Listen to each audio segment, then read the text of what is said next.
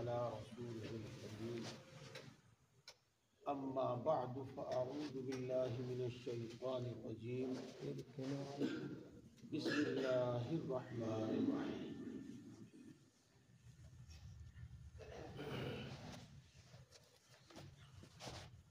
يا أيها الذين آمنوا اتقوا الله وكونوا مع الصادقين صدق الله العظيم.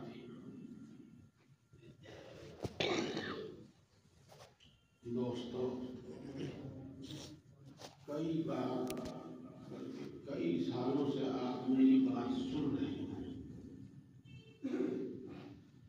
تو آپ سمجھ گئے ہوں گے کہ ساری جد و جہد کا، ساری کوشش کا حاصل کیا ہے.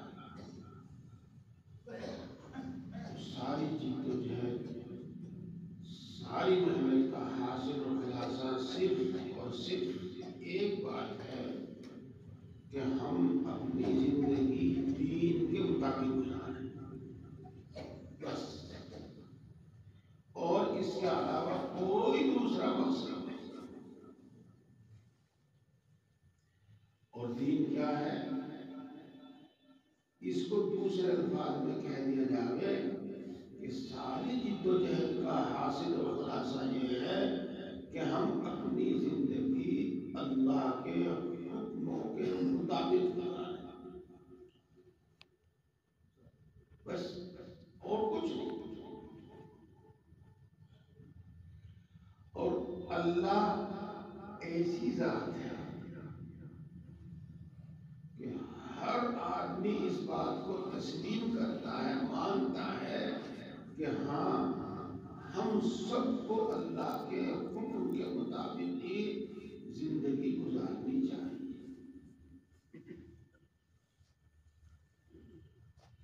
جو لوگ خدا کو نہیں مانتے، اللہ کو نہیں مانتے، ہماری اردو زبان میں تو ان کو دہلیہ کہتے ہیں، دہلیہ. آج کل کی زبان میں شاید ان کو ناستک کہتے ہیں، جو کسی مذہب کو نہیں مانتے، کسی دین کو نہیں مانتے، اللہ کو نہیں مانتے، ان کو ناستک کہتے ہیں. وہ کس کی مانتے ہیں؟ وہ شیطان کی مانتے ہیں. یہ انسان ماننے کا ضرور کسی نہ کسی کی، چاہے اللہ اور اس کے رسول کی مان لے، اور چاہے شیطان کی مان لے.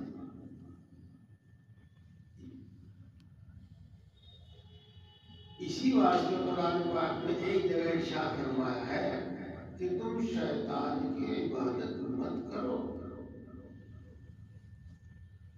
شیطان کے پیچھے پیچھے مت چلو، شیطان کے نقش قدم پر مت چلو. تھوڑی سی خیر بات، اس کی میں تھوڑی سی وضاحت کرتا ہوں اور اس کو پہلے ایک مثال سے سمجھاتا ہوں.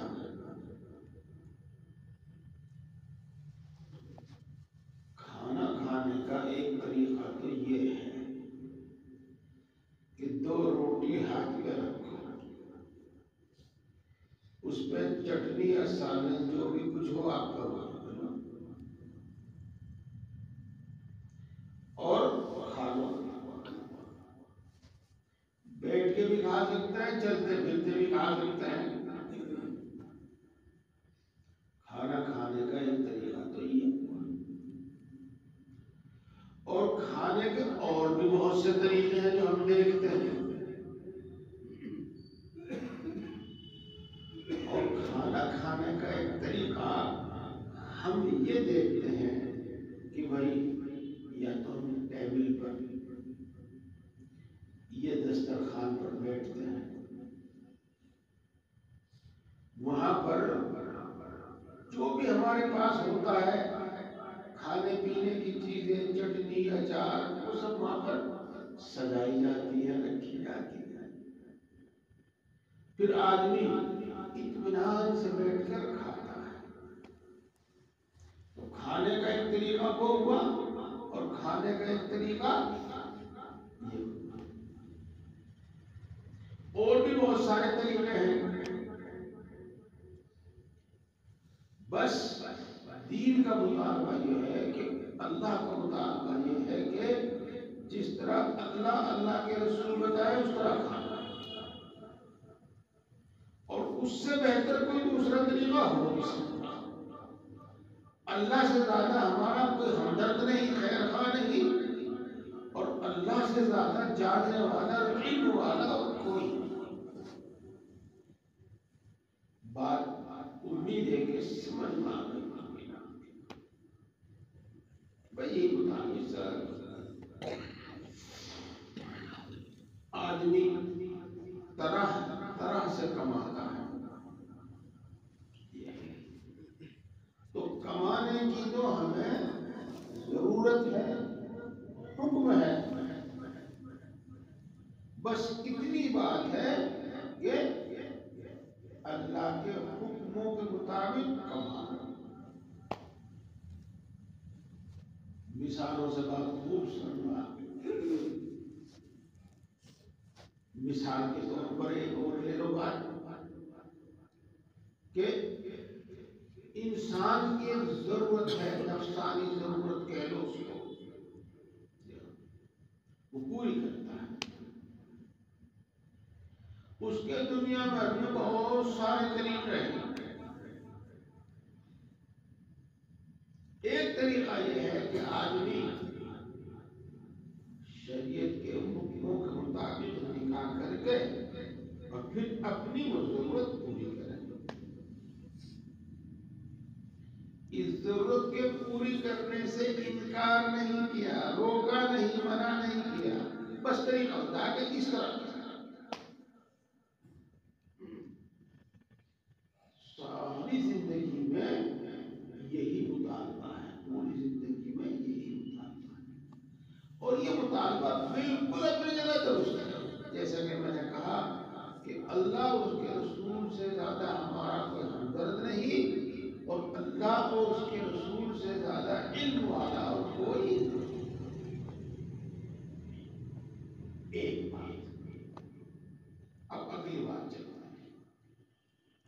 جیسا کہ کئی بار میں نے بھی کہہ لیا کہ اللہ سے زیادہ علم والا نہیں، تو اس سے بات سمجھ میں آتی ہے کہ دنیا میں کھانے کے طریقوں میں سب سے زیادہ اچھا طریقہ اور نفسانی ضرورت پورا کرنے میں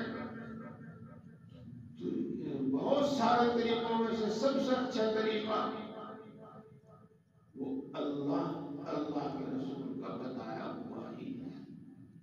اس لیے کہ اس نے اپنے علم کے مطابق انسان کے واسطے بہترین سے بہترین طریقہ متعین کیا. اب یہ دو بات ہو گئی. بات سمجھ لی جائے یہ زیادہ اچھا ہے بجائے کہ دھواں دھار بات کی جائے. پہلی بات، ہم اپنی زندگی گزاریں، اپنی ضرورتیں پوری کریں اللہ اور اس کے رسول کے حکم کے مطابق، دین کے مطابق، شریعت کے. اور دوسری بات یہ بتائی کہ اللہ کے رسول سے زیادہ کوئی ہمارا ہمدرد نہیں ہو سکتا، ان سے زیادہ کوئی علم والا نہیں ہو سکتا. تو انہوں نے ہمارے لیے جو طریقہ متعین کیا ہے اور جو ہمیں طریقہ بتایا ہے جس کو صراط مستقیم کہا جاتا ہے، اس سے اچھا اور کوئی دوسرا طریقہ نہیں ہو سکتا. اب سنتے ہیں تیسری بات وہ یہ کہ اس کے مطابق اپنی زندگی گزارنے، اپنی ضرورتیں پوری کرنے میں یہ تو بات سمجھ میں آتی ہے کہ سب سے اچھا طریقہ ہے. اس کے ساتھ ساتھ اللہ تبارک و تعالیٰ نے اس پر بہت سارے وعدے فرمائے.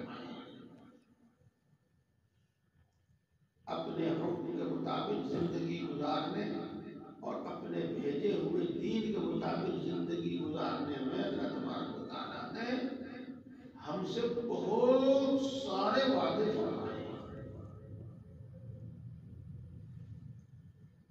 کیا کیا وعدے فرمائے ہیں دوستو؟ ان وعدوں میں سے ایک وعدہ دنیا کے اندر برکت، دنیا کے اندر راحت، دنیا کے اندر نصرت،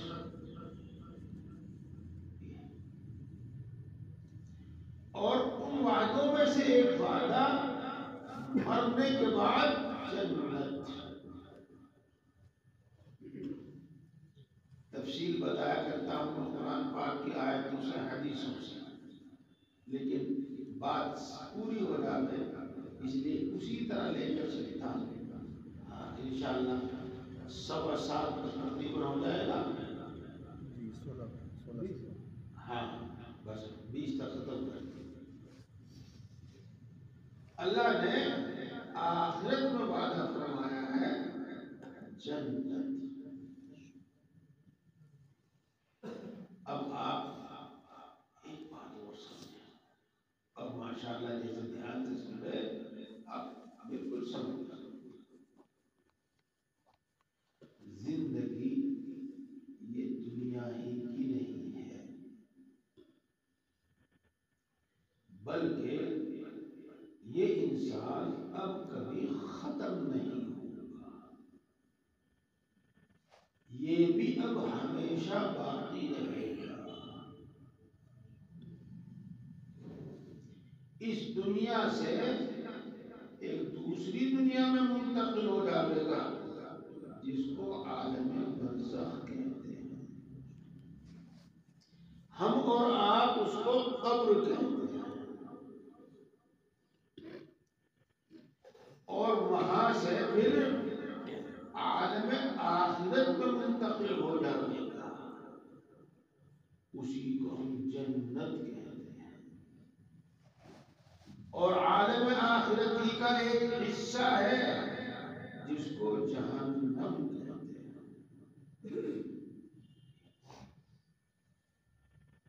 تو میرے بھائیوں، اب زندگی ہماری صرف موت تک ہی کی نہیں ہے، بلکہ اب ہماری زندگی ہمیشہ،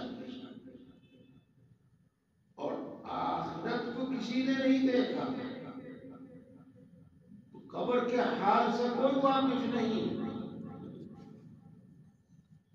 وہاں کی جو زندگی ہوگی اس سے اللہ کے رسول نے ہمیں آگاہ کیا، اور اسی نے ہمیں بتایا ہے کہ وہاں پر کیا چیز کام آئی۔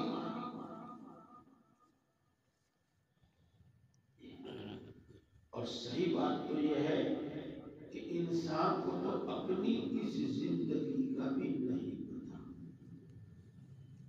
اور یہ بات ایسے ہی نہیں بلکہ آپ دیکھو اور سمجھو، بچپن کی انسان کی ایک سمجھ ہوتی ہے، جوانی میں جا کر اس کو وہ سمجھ اور وہ کام بیکار اور فضول نظر آتے ہیں،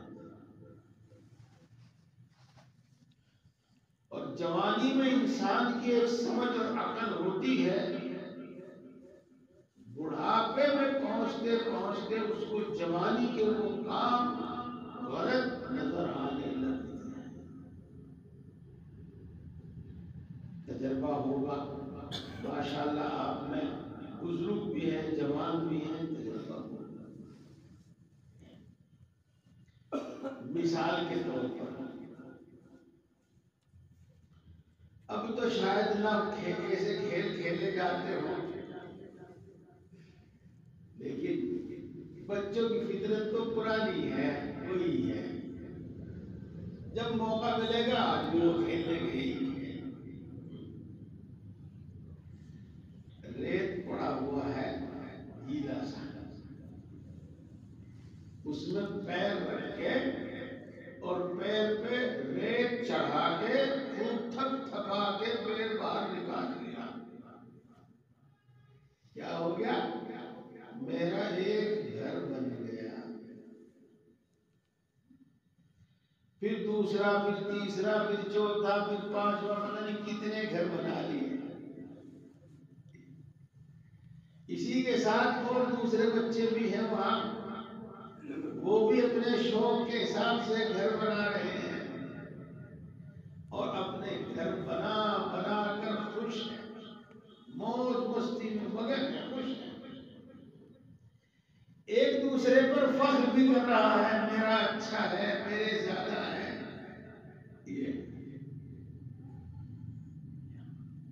یہ کام ہے تو بچپن کے. اور جوانی میں پہنچنے کے بعد ہم کیا کہیں گے اس کو؟ کھیل. بس کھیل، ناسمجھی کا کھیل، بچپن کا کھیل. اس سے آگے اور کچھ نہیں، اس سے آگے اور کچھ نہیں. اسی طرح میرے بھائی، آپ کو بھی ہوگا یہ جو کچھ ہمیں بھی ہے. اپنی جوانی کے جوش میں ہم جو کر گزرتے ہیں، کسی سے جھگڑا کر لیا، کسی کے تھپڑ مار دیا، کسی کا کچھ چھین لیا، کسی کا کچھ چرا لیا، اور نہ معلوم کیا کیا حرکتیں کر بیٹھے. جب ذرا کچھ جوانی کا جوش، دیوانی ڈھلتی ہے، جوانی کیا وہ دیوانی ڈھلتی ہے، تو پھر ہم اپنی بہت ساری حرکتوں پر افسوس ہوتا ہے. افسوس. ابھی میں 2-4 دن پہلے خط بنوا رہا تھا. عمر تو اس کی کچھ زیادہ نہیں تھی، لیکن اس کے ہاتھ ذرا کچھ کانپ رہے تھے. میں نے دوسروں کو کہا، بھائی اس کے ہاتھ کانپ رہے ہیں، یہ تو اس طرح مار دے گا، بلیڈ مار دے گا، آپ بنا دو. اس نے دوسرے نے تھما لیا اور خود کہنے لگا، جی ہاں، بس ہماری ہیں کچھ غلطیاں جن کو ہم بھگت رہے ہیں. ایسا معلوم ہوتا کہ وہ نشہ کرتا تھا. نشہ. اب نشے نے جب اس کی صحت کا سارا نظام درہم برہم کر دیا، خراب کر دیا، اب وہ اپنی حرکتوں پر پچھتا رہا ہے. ایک میں نے مثال دی ہے آپ کو. میں صرف یہ بتانا چاہتا ہوں کہ ہمیں تو اپنی اس زندگی کا بھی پتہ نہیں. اسی واسطے ہم اکثر و بیشتر جو رسم و رواج، جو طور طریق چلے آ رہے ہیں، ان کے مطابق زندگی گزارتے ہیں. چلیے میں ایک بات آپ کو بتاؤں. بچپنے کی حرکتوں کو، بچپنے کے کاموں کو ہم کیا کہتے ہیں؟ کھیل.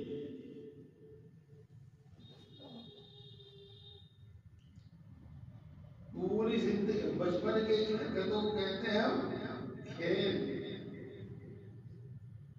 کوئی فائدہ نہیں ان سے، بس ایک کھیل. اور اللہ تبارک و تعالیٰ نے قرآن پاک میں اس ساری زندگی کو کھیل بتایا ہے. لہو و لعب، انما هذه الحیات الدنیا. پوری زندگی کو کھیل بتایا ہے، پوری زندگی کو کھیل بتایا ہے. اس لیے میں نے عرض کیا کہ ہم تو صحیح معنی میں اس زندگی کو بھی نہیں سمجھ پاتے، اس میں بھی ہم دوسرے کی رہنمائی کے محتاج ہوتا ہے. اور آخرت، برزخ، اس کے بارے میں تو کسی کو کچھ پتہ ہی نہیں. وہ بات بہت ہو گئی ہے. میں امید کرتا ہوں کہ آپ سمجھ گئے ہوں گے. ہمیں اللہ کی رہنمائی کی ضرورت ہے. اللہ کے رسول کی رہنمائی کی ضرورت ہے. اسی واسطے کہا جتنی ہماری ضرورتیں ہیں ہمیں سب پوری کرنی ہے، ان سے کوئی نہیں روکتا، بس حکم اتنا ہے کہ شریعت کے مطابق کر لو، دین کے مطابق کر لو. اس پر اللہ تبارک و تعالیٰ نے وعدے فرمائے جو ہمیں ہمیشہ ہمیشہ ملتے رہیں گے اور ہمارے ان اعمال کا ہمیشہ فائدہ پہنچتا رہے گا. اب آج میرے دوستوں اس سے آگے چلاتے ہیں. دین پر عمل کرنے کو تو ہمارا بھی جی چاہتا ہے. اگر ہمارا جی نہ چاہتا تو ہم یہاں بیٹھ کر دین کی باتیں نہ سنتے. دین پر عمل کرنے کو تو ہمارا بھی جی چاہتا ہے. اب عمل کیسے؟ عمل کیسے؟ تو میرے بھائیوں، نمبر 1، اچھا میں ہی چھوڑ کے اس کو ایک مثال بتا رہا ہوں. ایک مثال بتا رہا ہوں. چاہے پرانے زمانے کے لوہار ہوں جو اپنے ہاتھ سے کام کرتے تھے سب، یا آج کے ہوں جو مشینوں سے کام کرتے ہیں، تو ان سب کا طریقہ ایک ہی ہے، بس آلات ہی تو بدل گئے ہیں، اوزار ہی تو بدل گئے ہیں، بات تو سب وہی کی وہی ہے. تو وہ اپنے ذہن میں ایک نقشہ بناتا ہے. کیا کہتے ہیں اس کو آج کی زبان میں؟ ڈائری. کیا ایک نقشہ بناتا ہے کہ مجھے اس لوہے کی یہ چیز بنانی ہے اور ایسے بنانی ہے. یہ ہے نا بھائی. پھر وہ اس لوہے کو گرم کرتا ہے اور گرم کرنے کے بعد اس کو پیٹتا کوٹتا رہتا ہے. اس وقت تک پیٹتا کوٹتا رہتا ہے جب تک وہ اس کے منشا کے مطابق نہ ڈھل جائے، منشا کے مطابق نہ بن جائے. یہی حال آپ نے لکڑی سے سینکڑوں چیز بنانے والوں کو دیکھا ہوگا. یہی حال آپ نے مٹی اور گارے سے سینکڑوں چیز بنانے والوں کو دیکھا ہوگا. بس یہی کام انسان. پہلے تو وہ یہ جان لے کہ مجھے کیا کرنا ہے. اس کو کہیں گے ہم علم، اور اس کو کہیں گے ہم علم دین.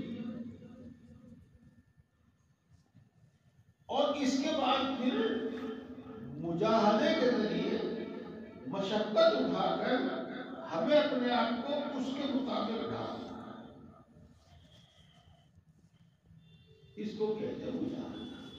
اس لیے دین انسان کے اندر آتا ہے علم سے اور مجاہدے سے. علم اور مجاہدے سے دین پر عمل آتا ہے.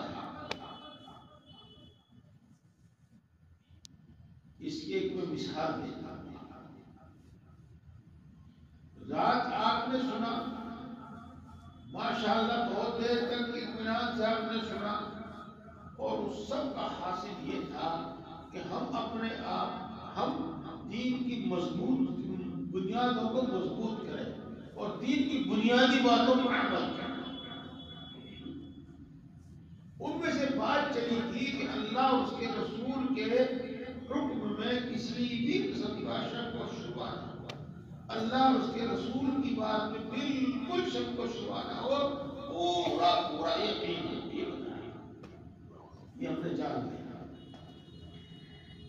اب ہم اللہ اور اس کے رسول کی بات میں اگر شک کرنے لگے اور ہمارے دل میں کچھ آنے لگے، ہمارے دماغ میں کچھ آنے لگے، تو ہم اپنے اس شک و شبہ کو دور کریں اور یقین کی کیفیت اپنے اندر پیدا کریں.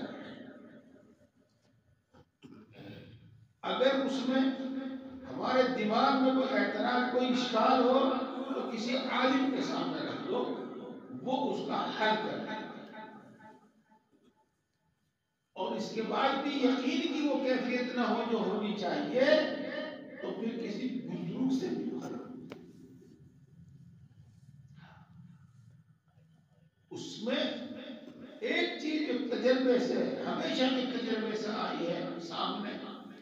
اللہ اور اس کے رسول کے کلام سے اس کی بات ہوتی ہے وہ یہ کہ لا الہ الا اللہ کثرت سے، لا الہ الا اللہ کثرت سے پڑھو۔ حدیث پاک میں آتا ہے جددوا ایمانکم بقول لا الہ الا اللہ، لا الہ الا اللہ پڑھ کر اپنے ایمان کو نیا کرو۔ تو میرے دوستو یہ طریقہ ہے، اسی واسطے یقین کی کیفیت پوری پکی مضبوط ہو جاوے، تھوڑا سا ذکر کرا، تھوڑا سا ذکر کرا، اور یوں کہتے ہیں کہ اپنے چلتے پھرتے اٹھتے بیٹھتے کھاتے پیتے لا الہ الا اللہ لا الہ الا اللہ لا الہ الا اللہ کہتے رہو، اور کبھی کبھی محمد رسول اللہ انشاءاللہ۔ اس سے یقین کی وہ کیفیت پیدا ہوگی، یقین کی وہ کیفیت پیدا ہوگی جو ہونی چاہیے، اور اللہ کے رسول کی بات کا وہ یقین پیدا ہوگا جو ہمارے اندر ہونا چاہیے۔ جیسی جیسی محنت کرتے رہیں گے ایسا ایسا یہ یقین بڑھتا ہے۔ بات تو کچھ اور چل رہی ہے، اللہ سامان کرتا ہے کچھ ایسا جس سے وہ یقین حاصل ہوتا ہے۔ اب دوسری مثال ہے، جب ہمیں یہ معلوم ہو گیا کہ نماز اللہ کا ایک حکم ہے اور بڑا بنیادی حکم ہے، اور ایمان کے بعد سب سے پہلا حکم ہے، یہ معلوم ہو گیا، یہ تو علم ہو گیا۔ اب مجاہدہ کے ذریعے ہمیں یہ طے کرنا ہے کہ ہمیں ہر نماز اپنے وقت پر پڑھنی ہے، ہر نماز اس کے وقت پر پڑھنی ہے۔ اپنے اوپر اتنے ہتھوڑے بجانے ہیں، اپنے اوپر اتنا گھن بجانا ہے، اپنے آپ کو جو بھی کچھ کرنا ہو اس کے مطابق فجر کی نماز وقت پر پڑھیں، ظہر کی نماز وقت پر پڑھیں، عصر کی نماز وقت پر پڑھیں، مغرب ہر نماز کے وقت پر اپنے آپ کو اس کا عادی بنانا ہے۔ اس کے لیے محنت اٹھانی ہے، مشقت اٹھانی ہے، کچھ مالی نقصان ہوتا ہو وہ بھی برداشت کرنا ہے، وہ سب اور اپنے آپ کو اس کے مطابق اٹھانا ہے۔ جب فجر کی اذان ہو گئی تو جی چاہے نہ چاہے، نیند کا غلبہ ہو سردی ہو، بس اٹھنا ہے۔ یہ میرے دوستو دین اپنے اندر پیدا کرنے کا طریقہ، جسے کو مجاہدہ کہتے ہیں،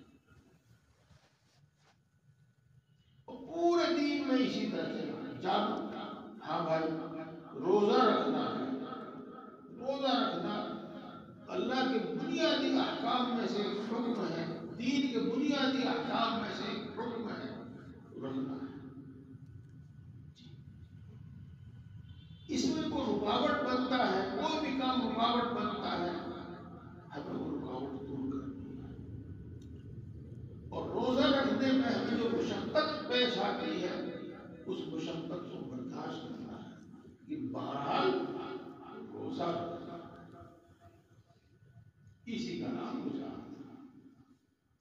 علم اور مجاہدے سے دین آتا۔ اسی طریقے سے آپ سب باتوں میں چلتے چلے جائیں۔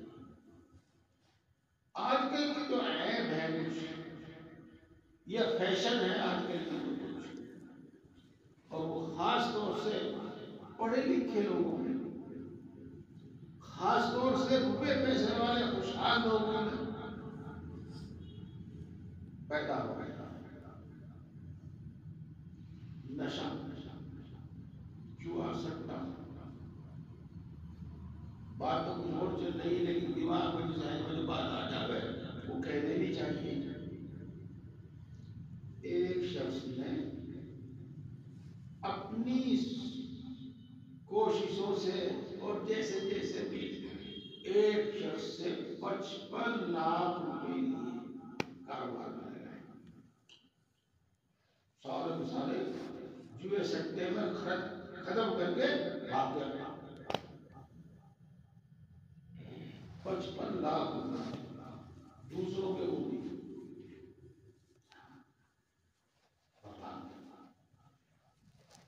جس کے پاس کاروبار بھی ہو اور 55 لاکھ روپے بھی ہو،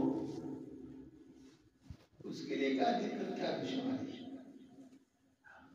تو بہرحال یہ جتنی برائیاں ہیں ان کو چھوڑ رہا ہے، یہ ہے میرے دوست۔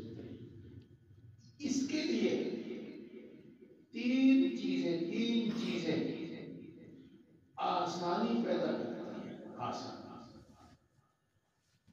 نمبر 1 اللہ کا ذکر، نمبر 2 اللہ والوں کی صحبت، نمبر 3 آخرت کی فکر۔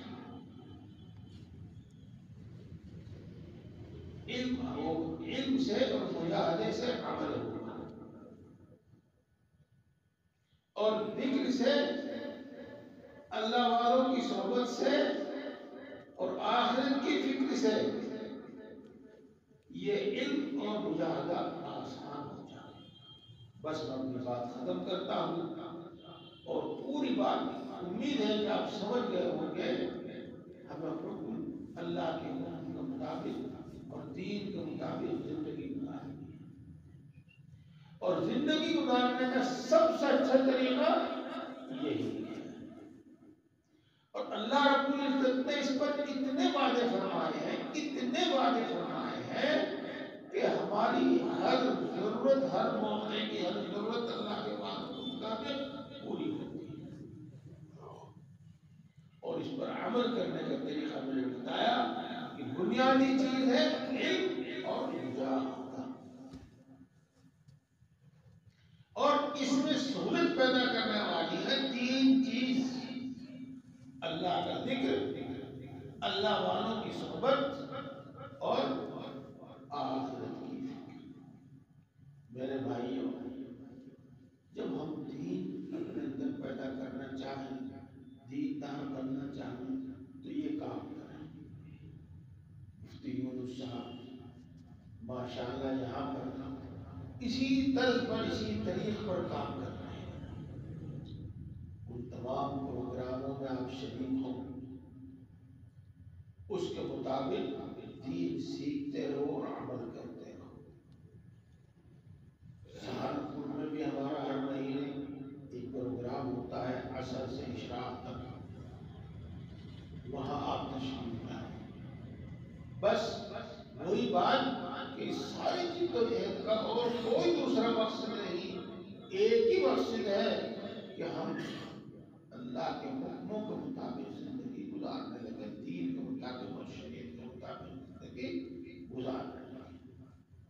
اللہ تعالیٰ سب کو توفیق عطا فرمائے۔ وآخر دعوانا الحمد للہ رب العالمین۔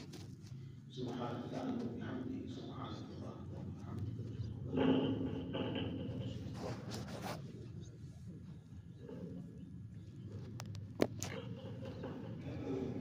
اشراق